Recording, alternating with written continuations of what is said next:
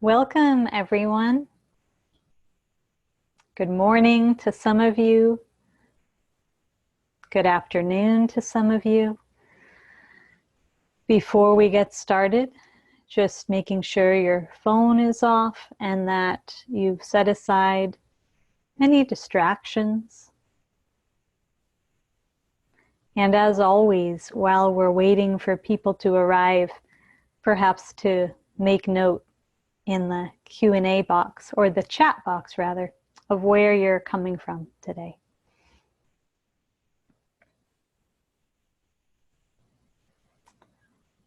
And as you arrive, before we transition to meditation, it's always nice to really bring awareness to the position your body is resting in. It's nice to begin by taking in a few deep breaths so that you're transitioning consciously from whatever you are just engaged in or thinking about. And I see people here from Texas and New York, from Michigan and Colorado, Puerto Rico, California, Florida, and many more places I know.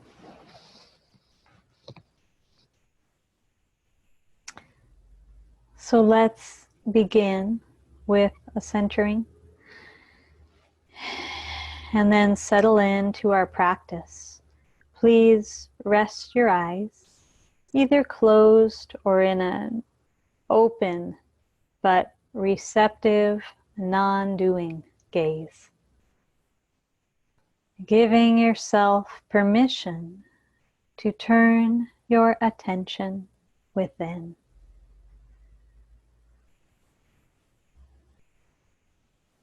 And begin by breathing consciously,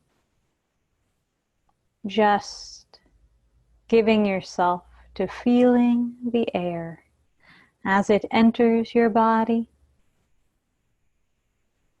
fills your body, and leaves your body. Invite this body to settle just a little more fully onto the surface beneath you. A sense of your body being held, being supported by the surface beneath you, which allows you to let go just a bit more. And notice if there are any parts of your body where there is surface tension or holding. So very gently scan your body and see if simply through the touch of awareness you can invite a softening.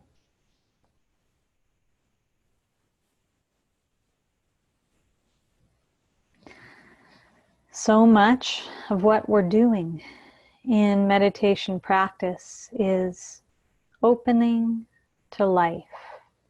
It is a practice of opening fully to life.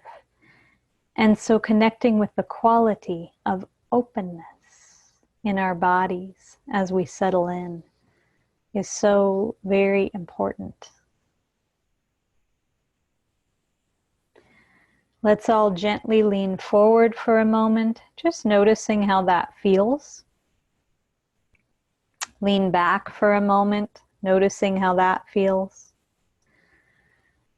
And then let your body find its physical expression of center. Neither leaning forward nor back. Neither pushing or avoiding. Just being here as you are.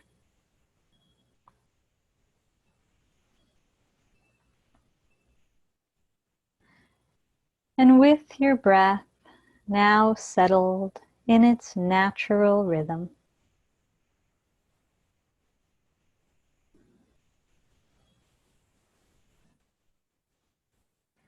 beginning to meet this moment and each moment anew, engaging beginner's mind.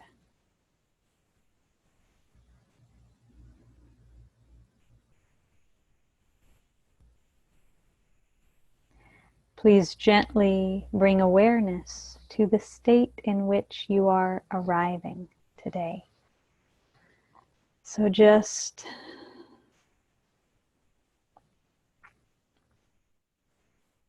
being aware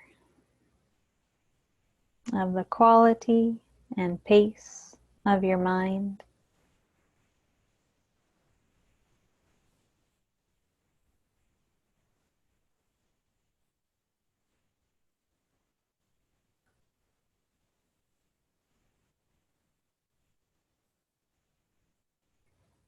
Continuing to allow the rise and fall of your breath moving through your body to anchor you. While you become more aware now of your emotional body, your feelings.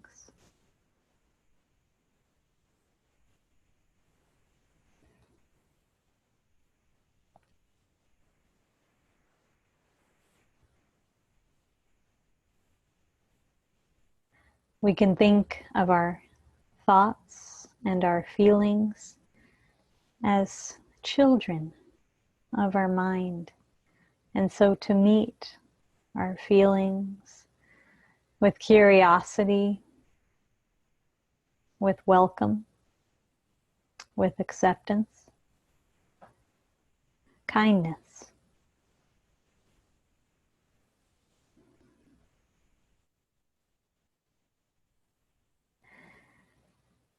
And as you settle deeper into presence, just being with the internal landscape, noticing, I'll remind you of the choice that you have in every moment. When a thought arises, when an emotion becomes known, to simply let yourself experience it, to allow it to move through you. Any emotion really only lasts about 90 seconds. Any thought dissolves right back into the emptiness from where it came. But when we get involved in it, in other words, hop on the thought train, it lasts longer. And as you know, that train, whether it's thought or emotion, can take you on and on and on, further away from your deeper self. So just noticing, allowing it to move through you, returning to the freshness of this moment, this breath.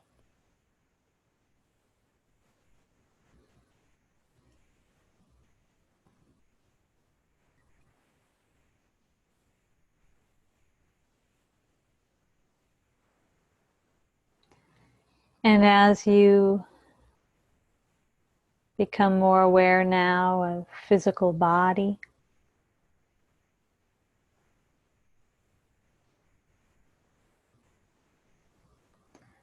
just listening, perhaps noticing the sounds and vibrations of your body, the temperature, being curious about where this physical body ends and the space around you begins.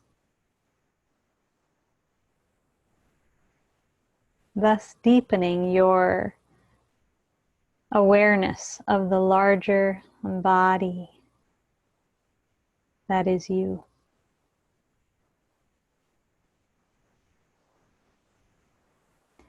Not just this physical body, not just your thoughts, your emotions,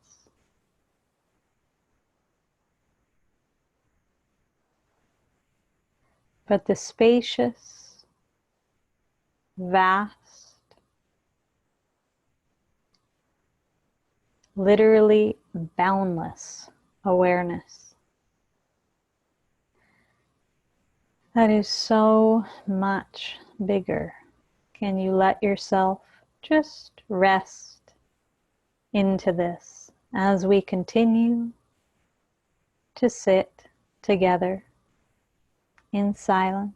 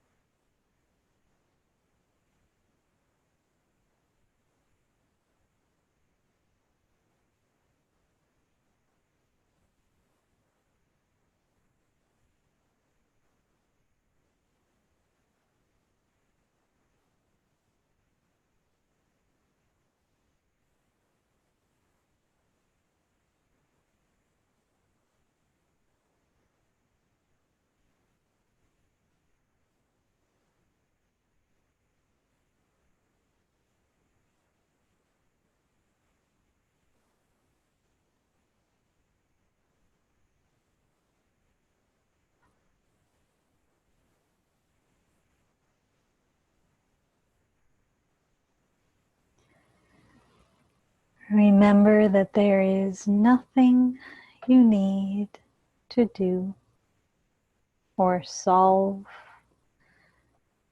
or change.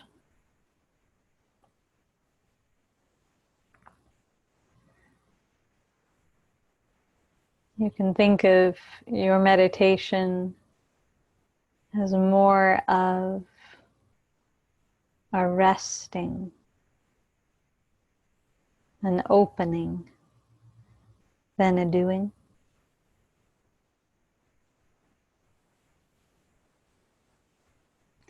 More of a softening and a listening than an efforting.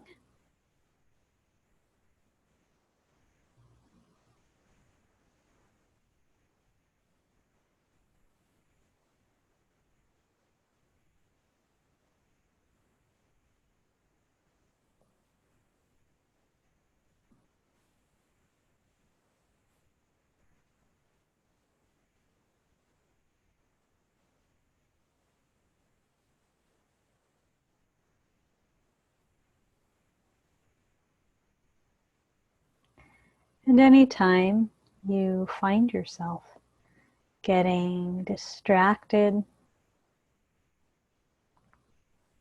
getting pulled off by one particular nagging thought, you can just say, thank you.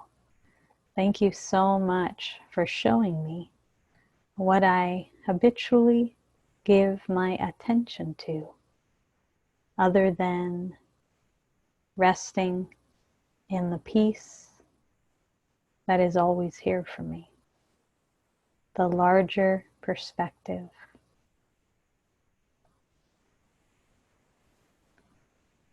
the boundless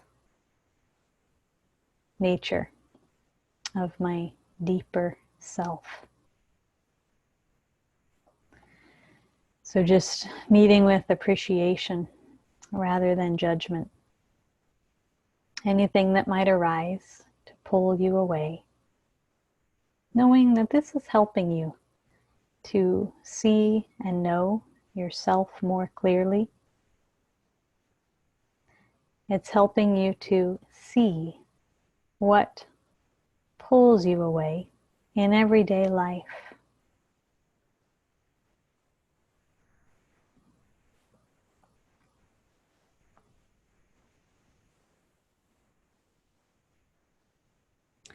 And because all of practice is about healing a case of mistaken identity, we can think of meditation, whether it's on the cushion or the way of being that we are learning to rest in, learning to return to in every moment of our life as a remembering.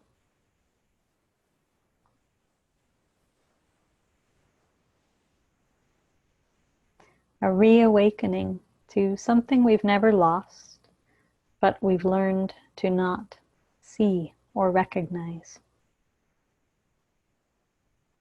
as who we really are.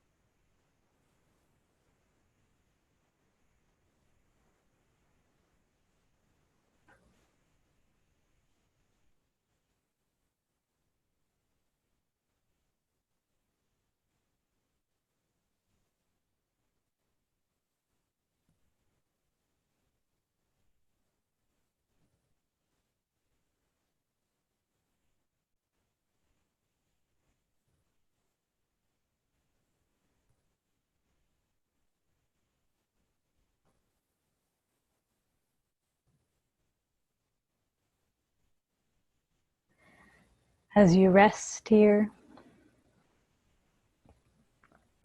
remembering that this is a practice of learning to give oneself the gift of attention, moment by moment. Not small self, but larger self. Remembering that attention is the most subtle form of love.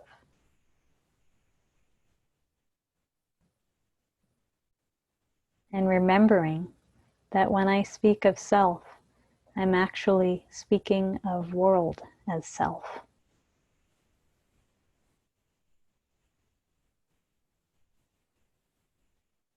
Yourself as a vital part of the entire web of interconnection.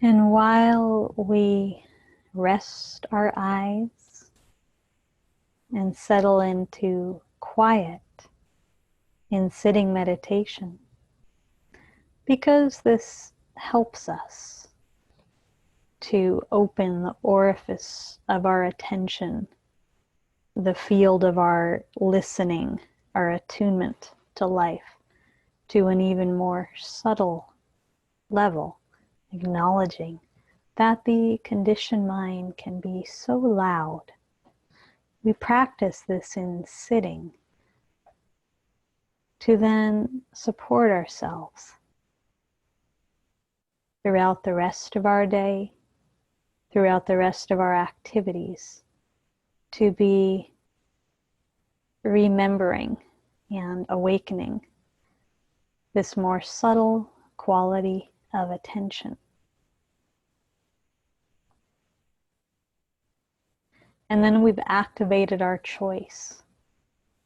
Do I want to be listening through my superficial, loud mind? Do I want to be reacting from this place, or acknowledging the choice I have in every moment?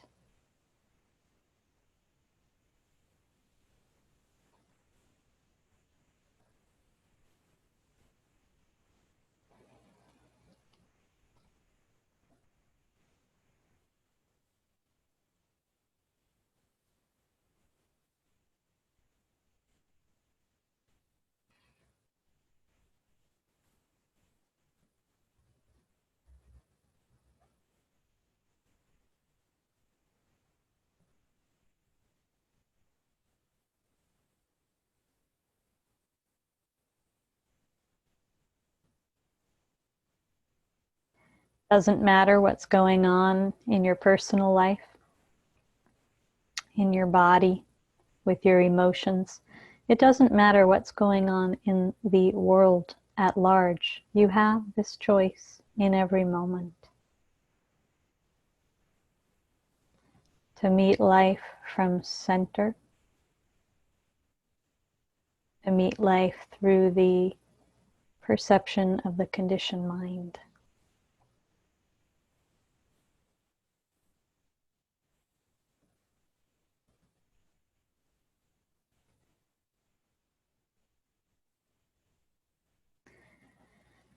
So just listen into your body. Invite even more of a sense of resting, relaxation. Are you fully allowing the surface beneath you to support you so you can rest here?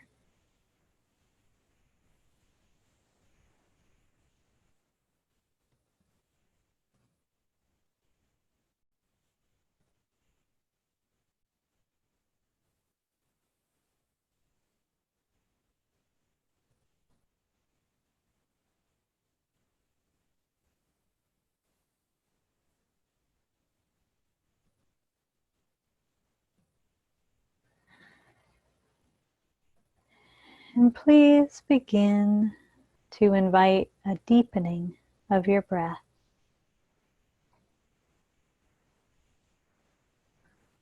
Seeing if you can feel your breath as it moves through the front, the back, the sides of your body. Seeing if you can stay connected to this sense of deep listening, listening through the front, the back, the sides of your body, above and below, 360 degrees awareness.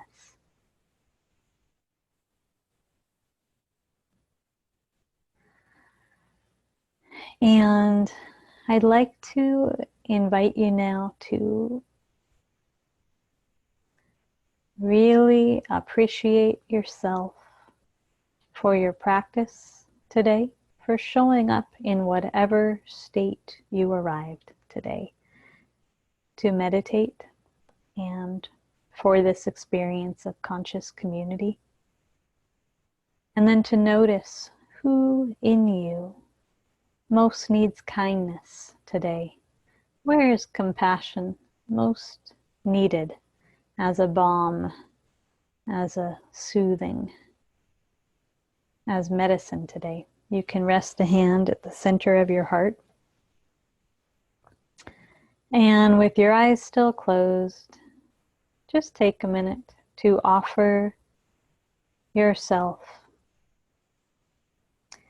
whatever form of compassion feels genuine to you.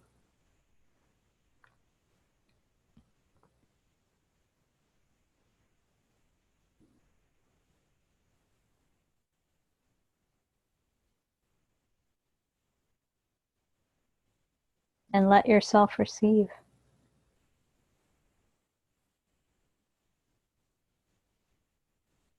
Knowing that often it's as simple as, it's okay. I am right here with you. I will never leave you.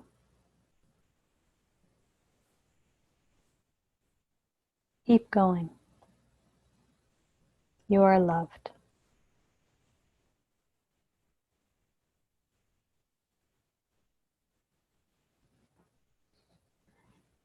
Let's together take in one more deep breath. Breathing in deeply. Exhaling fully.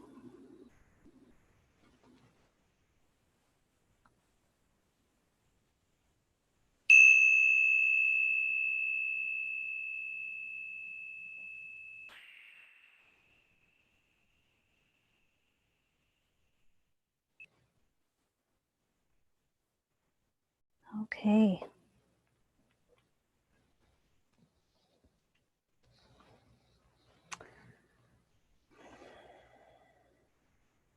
So gently opening your eyes.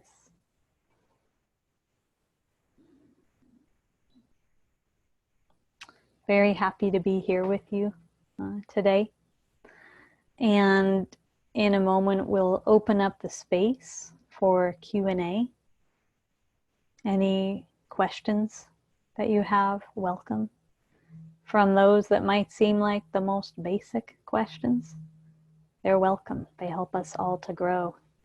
To very personal questions around what challenges or edges you're facing in your path and devotion to presence. Reflections are also welcome. Okay, and you can place those questions in the Q&A box. And I just want to acknowledge at this time the simplicity and the vital importance of recognizing the invitation to live from center. In this particular moment of time in the pandemic, I am seeing and witnessing quite a lot of examples of people going into conditioning stories, feeding fear-based or paranoia-based narratives, positionality, my position, your position, that kind of thing.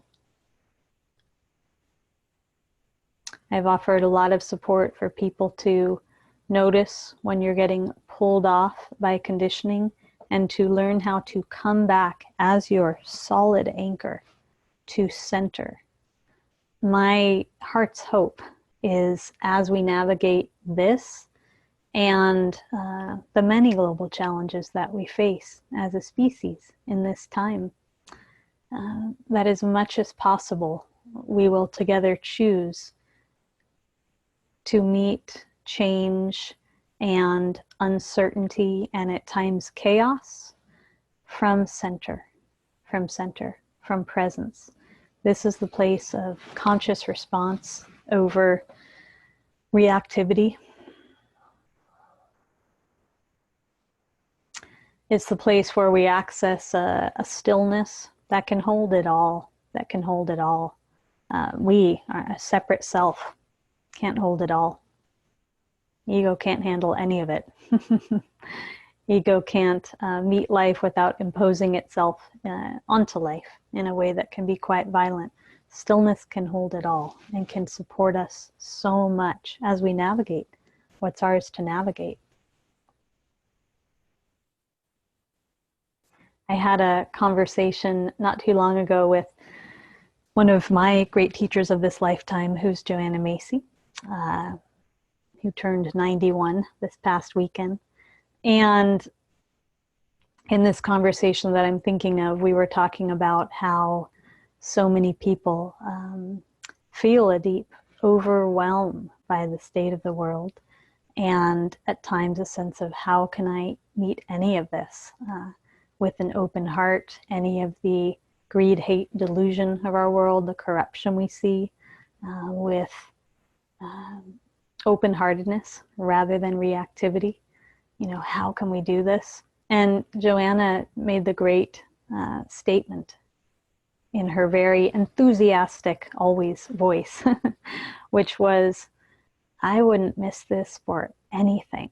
You know, acknowledging we all chose to be alive here and now, to incarnate at this particular time, to be part of a great change for human species, to be part of a great change in our world, to participate in this change.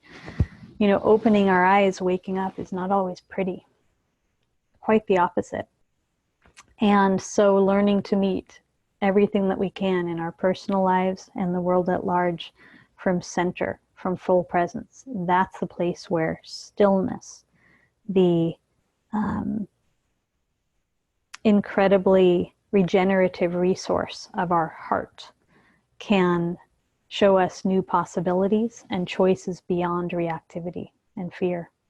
So thank you for listening. We're going to move right into questions, and I would like to ask Sarah to read questions today. Sure. So the first question is, hi Eden, you spoke on Tuesday about your experience with Lyme and how by, quote, turning towards it, you discovered a boundless energy. Can you share any more about that process of dealing with chronic illness? Thank you. Sure. Yeah. So the practice of turning towards is foundational to Buddhism, to mindfulness, to an embodied meditation practice. And so it means just right then during our sitting meditation, we're practicing welcoming and being with everything that arises. That can include the extreme vulnerability of just being a human being. It can include the grief that is natural for all of us every day to feel, of inheriting a world that's carrying generations upon generations of distortion, violence. It can include being with just a difficult sensation in our body, or a feeling of insecurity that we may have woken up to on this particular day, fed by the mind of doubt. Whatever it is that we're being with, to just learn how to welcome all of it with a sense of kind neutrality, being willing to be with and feel with, okay? So turning towards, and you know, I teach relational mindfulness too. So important to learn in our relationships with one another, in our dynamics, to turn towards rather than shut down around or contract around moments of discomfort together, moments of trigger, moments of awkwardness. Let's learn to be awkward together as human beings. So just the freedom of learning to turn towards rather than assume we need to get away from, push away from, are not adequate to meet. So of course, illness on any level, chronic or just short term, is quite a teacher in learning how to turn towards and be with. And so each time we're willing, it can take courage. And first we can think I can't, but willing to turn towards and be with the great discomfort of this, the great disappointment of this, the great loss of this, the great perhaps physical pain of this. We are availing ourselves to opening and affirming a resource of love and strength within that is far greater than anything we can imagine before we've exercised it. So it's like an unknown muscle, this strength and love that welcomes unconditionally anything into its embrace, anything, okay? And so for me, I've talked and shared about how certain places where my ego really wasn't ready to let go, like, oh no, I really don't want to love myself fully again until I'm better and my energy is back to the person I've been trying to show up as in the world, or when I can meet the standards again, or when I'm just feeling differently in my body, then that's when I can open again to this loving, accepting way. But we don't choose what life brings us, and we don't choose the ebb and flow of the seasons. Things are always changing on the external landscape, always changing in the internal landscape. None of that actually matters in the sake of spiritual practice. You have a choice in every moment to meet it with love, to remember who you are through what life is bringing you. So for me, it's the teaching that once you're on the path, everything is your teacher. And what it is a teacher of love. When I spoke the other day of all the energy that then came to me, I'm talking about the endless well of energy that gets freed up when we drop our conditioned beliefs and assumptions, when we stop the resistance, the complaining, the oh no, the self-pity, all of that stuff happens up here in the seat of identity. It's not happening down here in the place of compassionate awareness for everything. Being human is not a casual experience. It's not a casual experience. We're going to experience everything in this life, from more love than you could possibly imagine if you open your heart to it, to more pain than you could ever imagine. This is called being human. We're human animals. This is what it is. And so to cultivate a practice of learning to meet it all from center, that energizes us. It gives us a source of energy that is beyond the one we've been tapped into previously, that is related to conditional love. This, welcome, but not this. So there's plenty more I can say about that. And the last thing I do want to say is just to make sure I'm acknowledging, working with any illness is so hard. It can really push us to our edge, And it's a choice of whether that edge is going to free us, help us graduate to a much more larger knowing of who we actually are, okay? So a lot of compassion for anyone working with illness, a lot of compassion for anyone witnessing loved ones working with illness. All of that takes tremendous compassion and courage. And the courage is really part of what I want to emphasize today. Okay. So thank you for that. How about the next question? And let's all just invite everyone to, in your own way, integrate each question that's asked and how that might relate to you, and integrate how what I offer relates to you. Okay. There's a lot of questions today because there's 7 on deck, just so okay. I'll be efficient in my answering. So the next one is, I'm curious about the difference between letting the mind wander, as I do when I'm out for a run or a bike ride, and our focus meditation. Both feel related, but I understand they're very different in terms of attention to thoughts. Just curious to hear your thoughts on that. Sure. And let's also just be aware, in case anyone's written a question in the chat box, that we get it covered too. Okay? So what I would offer here is, when I teach sitting meditation, allowing something very simple and accessible like breath to be an anchor. Breath, body in walking meditation, breath, body, feet. Sound can be an anchor. But something that really kind of just lets us come back when we go off. But what we're doing is, from that place of an anchor, we're allowing our awareness to expand with every breath we take. We're allowing ourselves to sort of surrender to this open, vast field of awareness. When you're, let's say, on a run, that's great if you're aware of just the everything that is moving through moment by moment. But if you're on that run, and then you're susceptible to getting, let's say, caught in thoughts or caught by distractions, that's a place to bring more meditative presence to. So I hope this makes sense.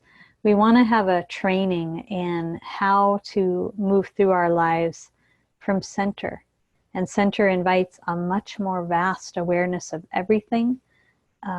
We're learning how to let go of the teeny tiny focus on, let's say, this thought or this sensation or this emotion having all of my attention, and open to life. But there's a discipline involved.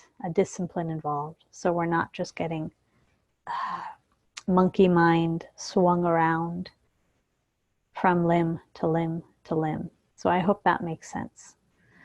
And thank you for that question. It's important. Yeah. Who's next? Next question is, as parts of the country move away from the shelter-at-home orders, I am present to the collective reactivity, boredom, fear, paranoia, etc. I feel my own fear arising and also a grief around leaving this time of a collective slowing down. I'm curious about this. Mm-hmm. So my first encouragement is, none of us have any idea what will be coming next. None of us even know if this collective slowing down is truly coming to a close or not. We don't know yet. We truly don't know.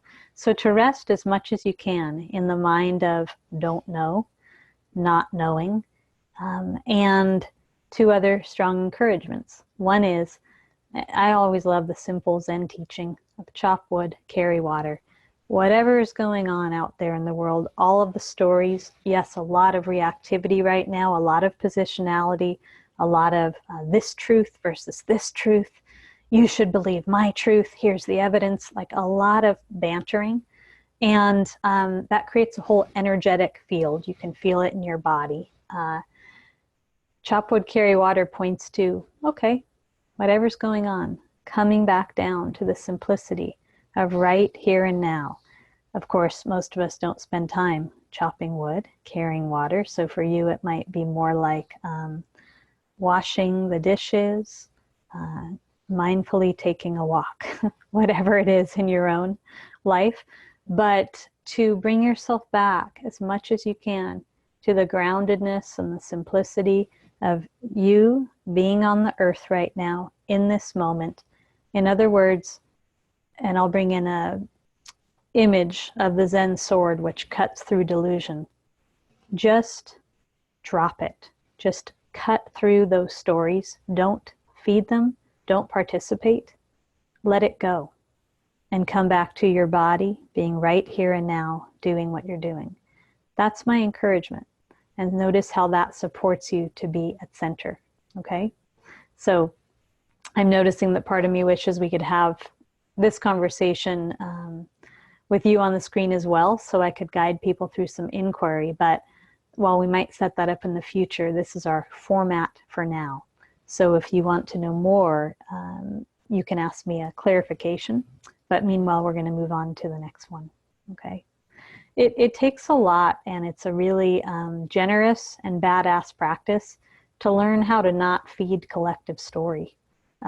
Whether you're with one other person and there's that tension of conflict arising and a really loud story. And I was talking with a student about this yesterday. She was just describing noticing herself wanting to get in and play the other side, wanting to get in and jump in on that story level of things. And she just knew exactly what would happen. And she just knew, she could feel the adrenaline building in her body from that. And so she got out the sword and cut through that and just did not participate.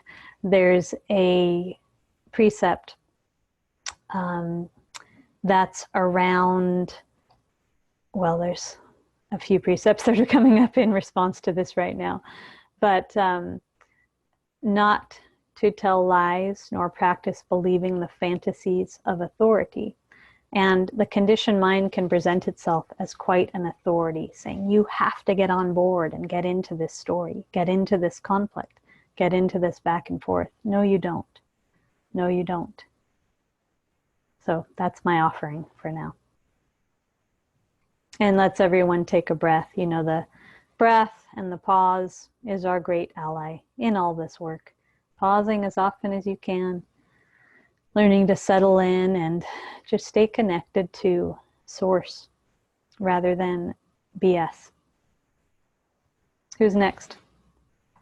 Next question is, can you speak a little bit about self-sabotage versus self-soothing, i.e. eating sugary foods or watching TV, and when this can disrupt living from center? Absolutely. Yeah. So self-soothing doesn't carry residue. That's the first thing that I would say. It's an action that is going to really nourish you in that moment, and it's going to nourish you in the next moment too. There's not going to be residue. Self-sabotage, when I was living at the monastery and I was paying much more close attention to how my conditioning operated and how my own self-sabotage would operate, I remember identifying some voices within that I described as the devil dressed as an angel. And it was like those voices that would say, oh, you're feeling really, really, really bad right now. You should have another cookie. Or, oh, you've worked really, really, really hard today. So you deserve to just check out a little bit and numb out a bit. And noticing that in the moment, there's something that sounds, maybe it sounds a little loving, but it's not. If there's going to be residue afterwards for you, it's not. Love is clean. It's clean. So for you, the thing is to begin to just pay attention. And this really means without judgment, without any judgment of kind of like a Zen detective. How do I get talked into different forms of self-sabotage? And who are the voices in my own being that I need to know how they sound and what they say? So when they're speaking to me, I can be seen clearly. Sometimes people relate to this through something like habits of procrastination. How do you really, on a practical level, get talked into procrastination? What's the story you tell yourself to justify such a thing? That's the kind of thing you want to pay attention to, okay? So think about the devil dressed as an angel, yeah? Pretending to be there to be helpful. Next question is, a close family member that lives in another city has been self-quarantined and wants to travel to meet me. I too have been self-quarantining, so it's probably okay for us to visit health-wise. However, due to my being one at high risk for COVID, I am hesitant to meet at this time. Question, how do I tell if it is fear causing me to hesitate or my inner self causing me to hesitate? Please advise on how to distinguish between the two voices.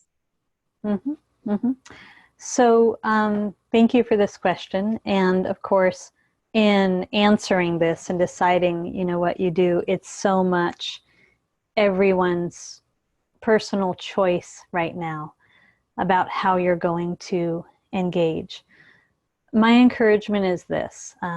Typically, we get caught in duality when we think we need to figure something out. Should I stay or should I go? Should I stay in this job or relationship or should I leave it? And we kind of make a list, okay, the pros and cons. And there's a way that as long as we're engaging in duality, it's a lose-lose situation. So I'm going to use the example of job. If I stay, okay, then I get to have a little more security, but I'm playing it safe. I'm not doing what my heart really needs to do. If I leave, then, I'm doing what my heart really gets to do, but I don't have security. So people can get caught for a long time in that kind of thing. And then this notion that you're bringing in can come up, which is a layer on top of it that's like, am I operating from fear or love, right? But that can become a conditioned conversation in itself.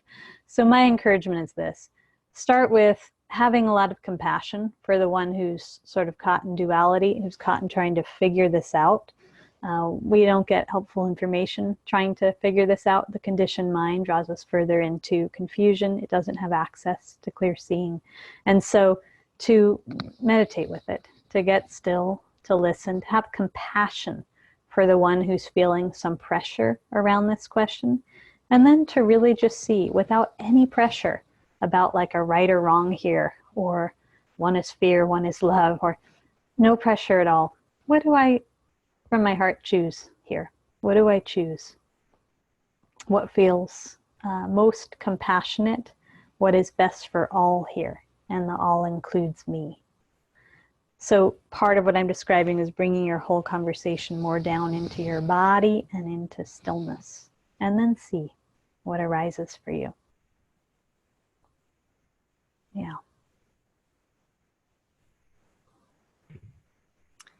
The next question.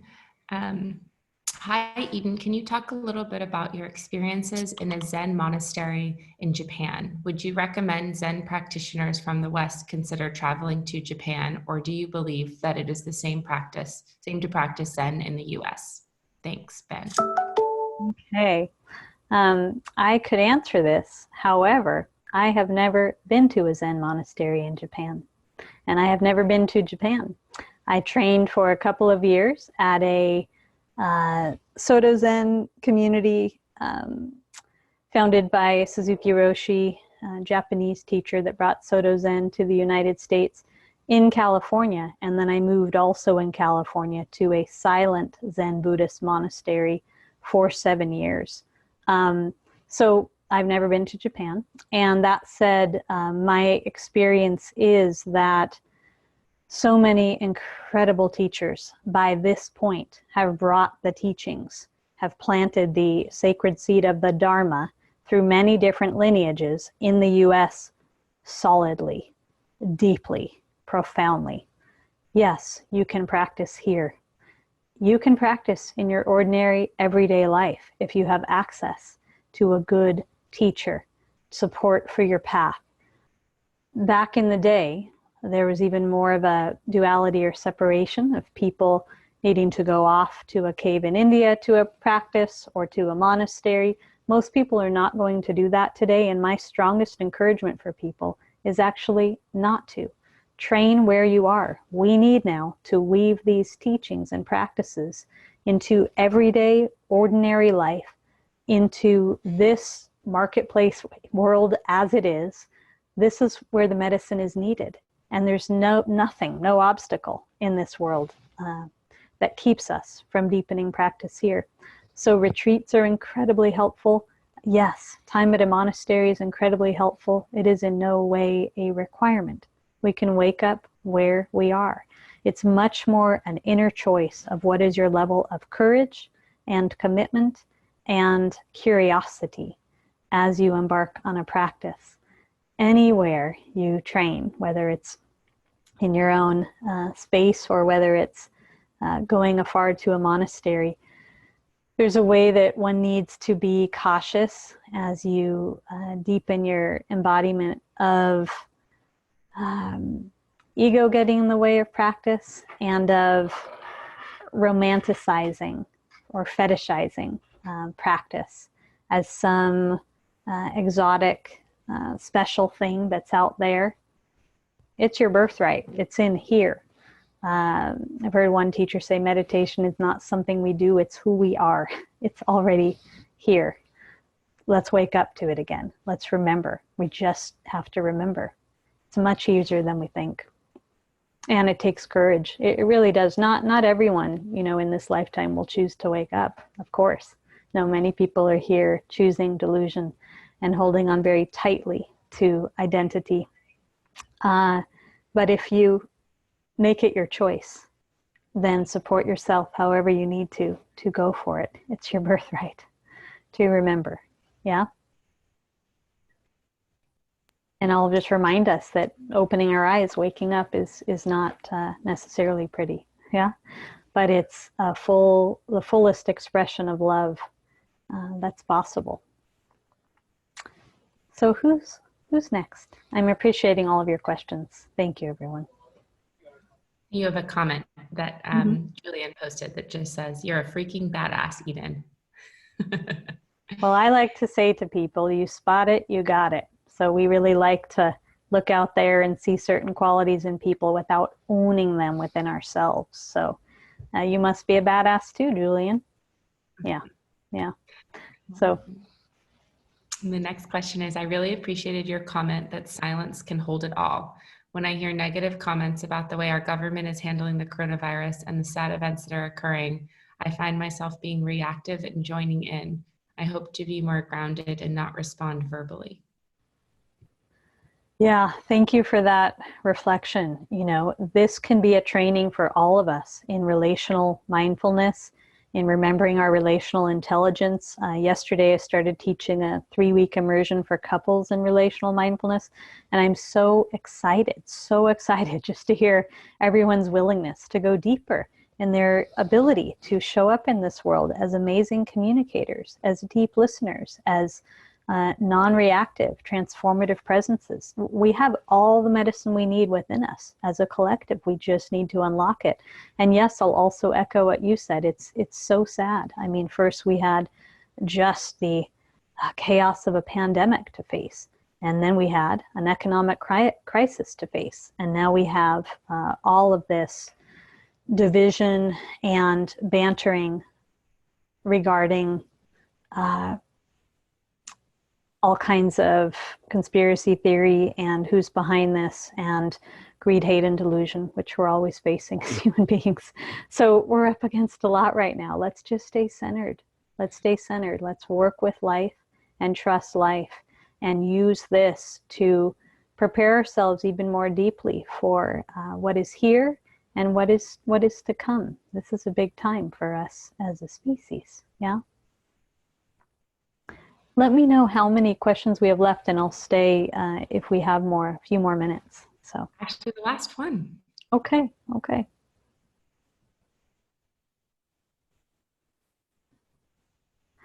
So I'm just looking at the side to make sure that everything's been taken care of. All right. Thank you so much, Sarah. And I want to just announce a couple of things to people.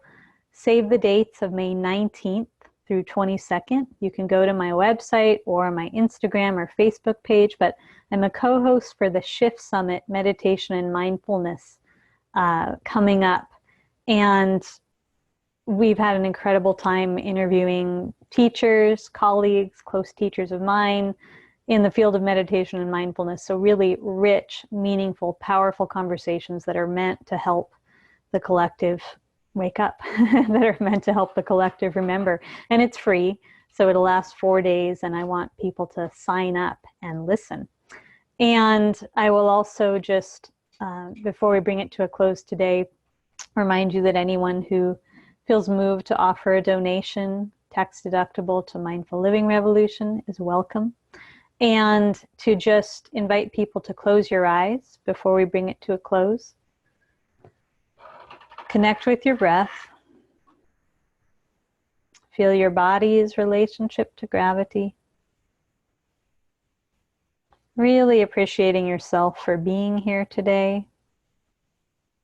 Appreciating this field of conscious community that gets formed. And just setting the intention to meet the rest of this day from center, to support yourself in that.